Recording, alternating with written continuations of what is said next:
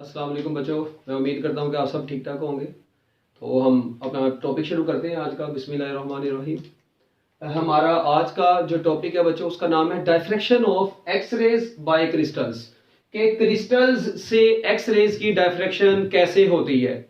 ठीक है, ये हमारा डायफ्रैक्शन और इंटरफेरेंस वगैरह जो हमने पढ़ने थे मेन चैप्टर के टॉपिक, वो उनसे रिलेटेड बस ये लास्ट टॉपिक है आज। ठीक है, इसके बाद हमारा एक न्यू कॉन्सेप्ट है पोलराइजेशन, और उसके बाद हम लोग इस चैप्टर के कुछ न्यूमेरिकल्स भी करेंगे। अच्छा, अब diffraction of X rays by crystals. अब इसमें क्या होता है, आप लोगों ने जरा गौर करना है। देखिए, नाम से पता चल रहा है कि एक्स रेज की डायफ्रैक्शन होनी है। कहां से होनी है, किधर किधर करवानी है एक्स रेज की डायफ्रैक्शन। एक्स रेज की डायफ्रैक्शन करवानी है क्रिस्टल्स के जरिए से। ठीक है, यानी एक्स रेज की डायफ्रैक्शन क्रिस्टल्स में कैसे होती है, ये हमारा अब का टॉपिक है। तो आप लोगों ने अगर थोड़ा सा यहाँ पर गौर करें तो देखें जी, भी मैं बता रहा हूँ। पहले एक्स रेज का थोड़ा सा इंट्रोडक्शन देख लेते हैं कि एक्स रेज क्या है। आप लोगों को पता है X rays are electromagnetic radiations. ठीक है, ये आप लोगों ने मैट्रिक में पढ़ा हुआ है। इलेक्ट्रोमैग्नेटिक वेव्स जो होती है ना, उनकी टाइप में। ठीक है, तो X rays are electromagnetic radiations, और आपको पता है ऐसी ये इलेक्ट्रोमैग्नेटिक रेडिएशंस जो कि स्पीड ऑफ लाइट से ट्रेवल करती हैं, तो इनकी स्पीड ऑफ लाइट होती है। अच्छा, उसके बाद और आपको पता है इनकी वेवलेंथ शॉर्ट होती है। ठीक है, इनकी वेवलेंथ क्या होती है, शॉर्ट होती है। वेवलेंथ शॉर्ट होने की वजह से फ्रीक्वेंसी हाई और एनर्जी भी हाई होती है। पेनिट्रेटिंग पावर इनकी हाई होती है। वेवलेंथ इनकी शॉर्ट है बट पेनिट्रेटिंग पावर इनकी ज्यादा है, क्योंकि एनर्जी इनकी ज्यादा है। एनर्जी क्यों ज्यादा, क्योंकि फ्रीक्वेंसी ज्यादा है। फ्रीक्वेंसी क्यों ज्यादा है, क्योंकि वेवलेंथ कम है। इट मींस इनकी वेवलेंथ शॉर्ट होने की वजह से इनकी फ्रीक्वेंसी ज्यादा है। ठीक है, एनर्जी भी क्या होगी, ज्यादा होगी, और पेनिट्रेटिंग पावर भी क्या होगी, ज्यादा होगी। और आपको पता है एक्स रेज को सबसे पहले डिस्कवर किसने किया था, रॉयटजन ने डिस्कवर किया था। मगर उसके बाद रॉयटजन की जब, ठीक है जी, डेथ हो गई, तो उसके बाद रॉयटजन के जमाने में ना एक्स रेज की जो डायफ्रैक्शन होती है क्रिस्टल से, वो नहीं परफॉर्म हुई थी अभी। तो फिर क्या हुआ जी, एक्स रेज की डायफ्रैक्शन, ठीक है, जो कि क्रिस्टल्स के थ्रू हुई। अब वो रॉयटजन तो बेचारा अल्लाह को प्यारा हो गया था। तो उसके बाद 1914 में, ठीक है जी, 1914 में विलियम हेनरी ब्रैग और, ठीक है जी, विलियम लॉरेंस ब्रैग, ठीक है, WH Bragg and WL Bragg, ठीक है, 1914 में इन्होंने क्या काम किया, एक्स रेज की डायफ्रैक्शन को स्टडी किया क्रिस्टल्स के थ्रू। ठीक है, वो कैसे किया वो हम लोग अभी देखेंगे अपने टॉपिक में। तो अभी तक मैंने आपको जस्ट एक्स रेज की इंट्रोडक्शन बताया, और इसकी डायफ्रैक्शन एक्स रेज की जो क्रिस्टल्स के थ्रू की, वो किसने परफॉर्म की वो मैंने आपको बताया। किस ईयर में हुई वो भी मैंने आपको बता दी। अच्छा, अब एक चीज यहां पर बड़ी इंपॉर्टेंट है कि देखें, जब भी किसी क्रिस्टल से एक्स रेज की डायफ्रैक्शन होनी है, तो जाहिर बात है डायफ्रैक्शन की तो नेसेसरी कंडीशन हम लोगों ने पढ़ी हुई है। अगर नहीं आपको याद तो डायफ्रैक्शन के टॉपिक में जाएं, जहां पर डायफ्रैक्शन ऑफ लाइट का मैंने टॉपिक आपको दिया हुआ है, उसमें आप लोग जाकर देखें। वहां पर मैंने सारा बताया कि जब भी किसी जगह पर डायफ्रैक्शन होनी है ना, तो लाइट की वेव्स की जो वेवलेंथ है वो कंपेरेबल होनी चाहिए किससे, साइज ऑफ द स्लिट से।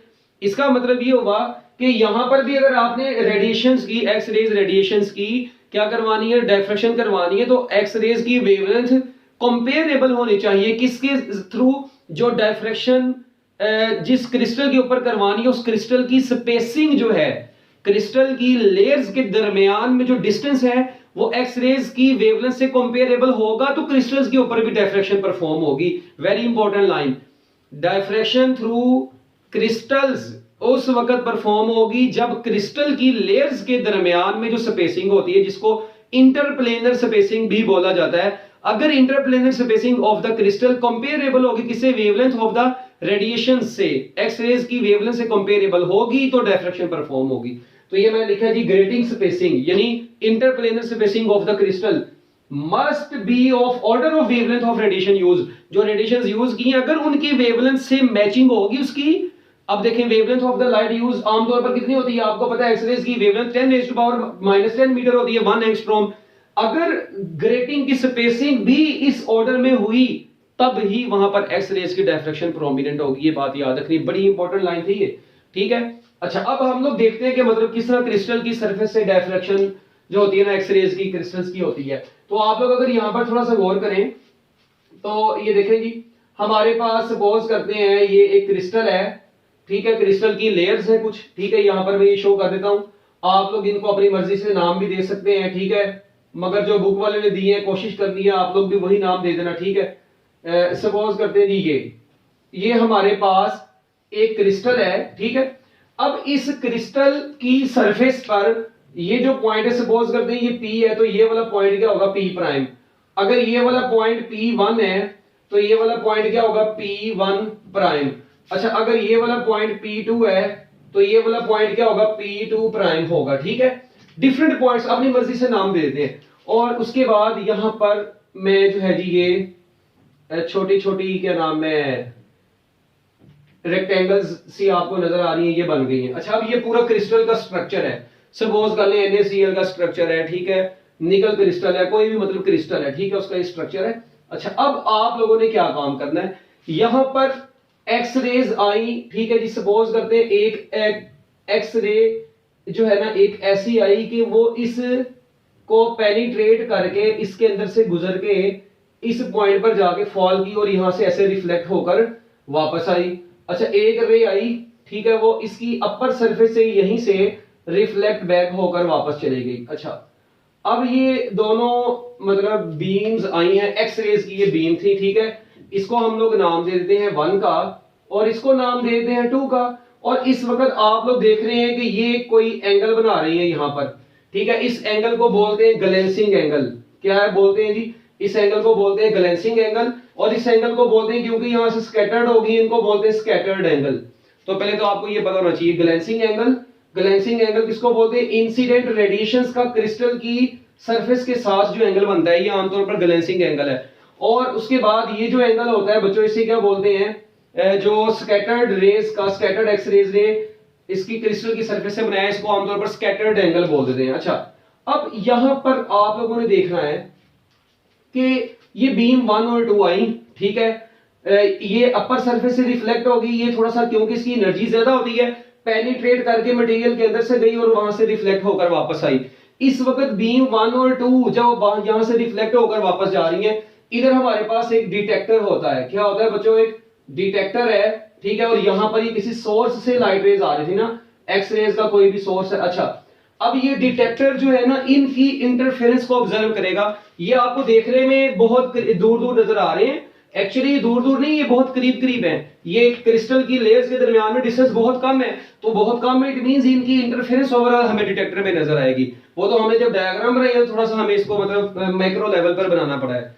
अच्छा अब इसके बाद लेयर्स के दरमियान में जो डिस्टेंस होता है बच्चों, इस डिस्टेंस को डी बोलते हैं। और इस डी को क्या बोला जाता है, इस डी का नाम है इंटरप्लेनर स्पेसिंग।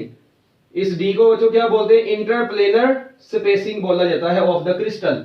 ठीक हो गया। अच्छा अब इन दोनों रेज के दरमियान में एक पाथ डिफरेंस बन रहा है। अगर आप लोग थोड़ा सा गौर करें, ये अगर आप लोग गौर करें तो ये एक पॉइंट और इधर से एक पॉइंट, ये मैंने परपेंडिकुलर ड्रॉ किया है। इस वक्त आप लोग देखें इन दोनों पॉइंट्स पर जो परपेंडिकुलर ड्रॉ हुए हैं, ये पॉइंट्स पर जो है ना आप लोग देखें, सपोज करते हैं ये नाम है B, ये C है और ये है B प्राइम। हमने अपनी मर्जी से नाम दे दिए इनको, ठीक है। अब आप लोग देखें कि रे 1 और 2 के दरमियान में इधर से पाथ डिफरेंस BC है और इधर से कितना है CB प्राइम है, ठीक है।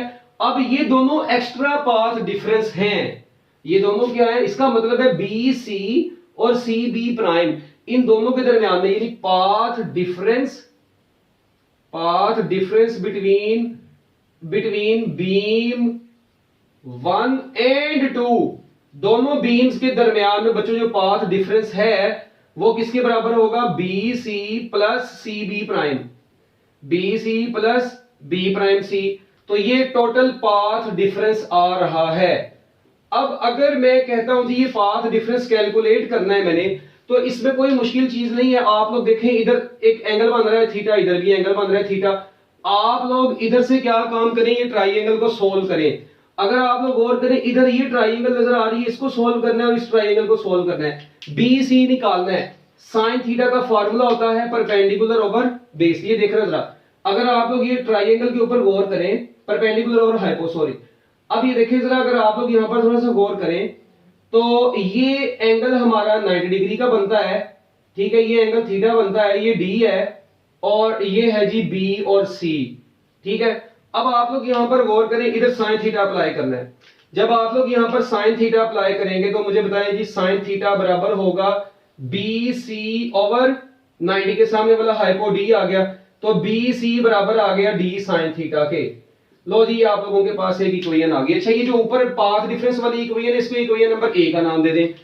इसी तरह अब इसका मतलब है कि ये जो बी सी आया ये आया है डी साइन थीटा। अच्छा उसके बाद अब ये ट्राइंगल को सोल्व करना है। जब आप लोग इस ट्राइंगल को सोल्व करेंगे तो इस ट्राइंगल में भी कुछ ऐसा ही होगा। ये देखें जरा गौर करना जी, यहाँ पर ये है हमारे पास बी प्राइम, ठीक है, और ये है हमारे पास सी। अब आप लोग अगर थोड़ा सा गौर करें तो इस ट्राइंगल में अगेन मैं साइन थीटा अप्लाई करूंगा। ये एंगल थीटा है जी, ये डी है हमारे पास, और ये 90 डिग्री का एंगल है। अब आप लोग गौर करें दोबारा साइन थीटा किसके बराबर आ जाएगा, C B prime over D. तो यहां से C B prime B again D sine theta के बराबर आ गया। अब हमारे पास बी सी भी कितना है, डी साइन थीटा, और सी बी प्राइम भी कितना है, डी साइन थीटा।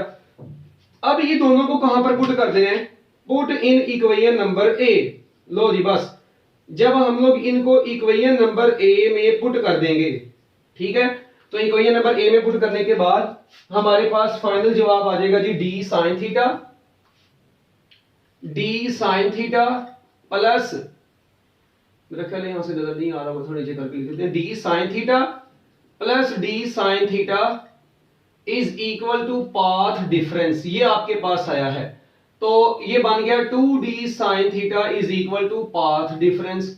अच्छा अब अगर तो इंटरफेरेंस कंस्ट्रक्टिव इंटरफेरेंस हो जाए for reinforcement, for constructive interference, आपकी बुक में लफ्ज लिखा हुआ है रीइंफोर्समेंट का, तो रीइंफोर्समेंट का मतलब है दो वेव्स आपस में एक दूसरे को रीइंफोर्स करके लार्ज एम्पलीट्यूड बनाए, लार्ज डिस्प्लेसमेंट वाली वेव बनाए, तो कंस्ट्रक्टिव इंटरफेरेंस, ठीक है। तो कंस्ट्रक्टिव इंटरफेरेंस के लिए आपको पता है यही पाथ डिफरेंस जो है जी ये बराबर हो जाएगा 2d साइन थीटा, ये बराबर होगा n लैम्डा के। तो हमारे पास एक फाइनल इक्वेशन आ जाएगी 2d sine theta is equal to n lambda. तो बच्चों ये जो इक्वेशन आपको नजर आ रही है, this equation is known as Bragg equation. हम लोग इस इक्वेशन को क्या बोलते हैं, ब्रैग इक्वेशन बोलते हैं। इस इक्वेशन में अब d क्या है, d है जी इंटर प्लेनर स्पेसिंग, ठीक है जी, इंटर एटॉमिक स्पेसिंग, और थीटा यहां पर आपको पता है वो स्कैटरिंग एंगल है, ठीक है। और उसके बाद n क्या है, ऑर्डर ऑफ रिफ्लेक्शन है, ठीक है जी, n is order of reflection, ठीक है। और लैम्डा यहां पर क्या है, wavelength of radiations used, wavelength of radiations, वो रेडिएशंस जो हमने यूज की है ये उनकी वेवलेंथ है आपके पास, ठीक हो गया। तो लो जी इक्वेशन को ब्रैग इक्वेशन बोलते हैं। तो मेरा ख्याल अगर आपको ब्रैग इक्वेशन की डेरिवेशन आ जाए तो इसमें कोई मुश्किल चीज नहीं है।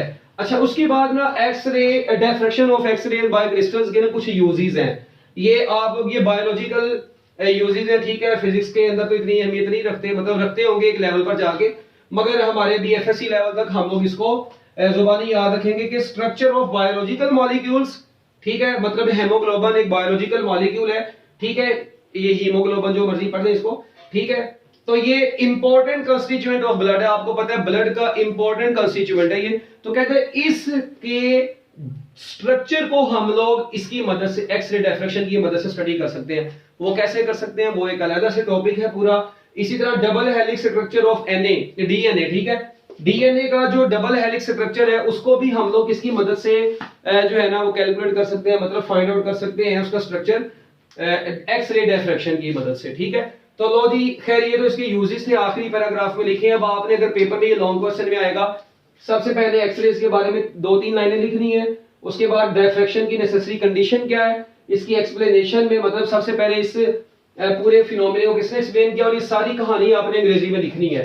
कुछ अंग्रेजी में लिखने के बाद देखिए अब ये बी सी भी डी साइन थीटा आया था, ये भी डी साइन थीटा आया था। It means effective path difference जो है ना वो 2d साइन थीटा आया है। और अगर कंस्ट्रक्टिव इंटरफेरेंस होगी, अक्सर बच्चे कहते हैं सर जी डिस्ट्रक्टिव नहीं होगी, होती है डिस्ट्रक्टिव भी, हमारी बुक वाले ने बस कंस्ट्रक्टिव को यूज किया है, डिस्ट्रक्टिव इंटरफेरेंस भी हो सकती है यहाँ पर, ठीक है।